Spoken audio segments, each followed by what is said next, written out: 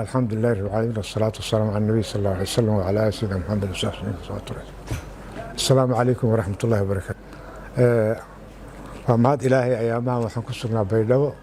وحن جوبنا doorashooyinkii oo la cayimay oo dadbanaa kursiga 103 ayaan u tartamayna tartankeeda inaan ka qayb galno ayaan u nimid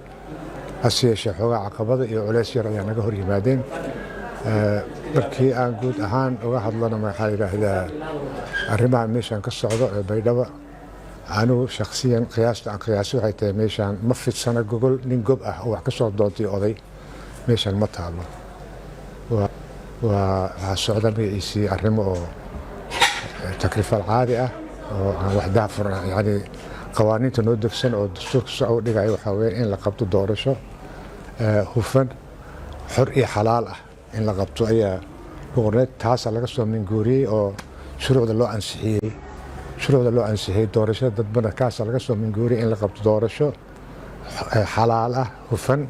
loo baahnaa hadda wax meeshaan hufan iyo xalaal ah iskaba dhaafay waxaa weye si maarata oo daaha furan waxaa loo samaynayaa gabood falo caadi ah oo lagu talax tegaya xuquuqda oo yani muwaadinka xaqiisa siyaasiga ah oo in la doorto inuu wax doorto waa laga hor yimid xaqiisa siyaasiga ah inuu wax doorto waa laga hor yimid wax meeshaan nidaam dowladeed la yidhaahdo oo yaalla ama xaq oo wax lagu qiiminaya uma jeedo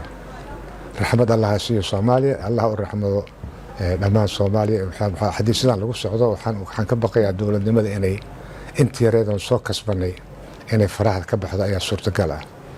saa daraaddeed waxaan allah subxaana watacaala ka rajaynayaa in towfiiq una waafajiyo inta harsanna marta ilaahay uuna na waafajiyo laakiin meesha tan uma jeedo sidii lagu talagalay warqadaha ku qoran oo la rabo in loo fuliyo doorashooyinka uma jeedo wax dhan waxay ku jiraan control aad zaa'id u ah oo gacan qof ku jirta weeyaan qof aan raalli laga ahaynna meeshaasi ma gudbaayo maba noqonayo musharax sida hadda ila tahay anigu hadda kursiga waa ka soo tegay baydhabo haddaan ka duulaya haddii aan la yidhaahdo mar dhow waxaa wadahadal u socda kursiga aniga iska malihi anigu waxaan ahay musharax oo kursigaas 103 u tartamayaan ahaa waxaa hadda wadahadal u socda oo wixii ka soo baxa aan sugaynaa go-aankooda madaxtooyada ee gobolka koonfur galbeed iyo odayaashii iska lahaa beesha odayaasheeda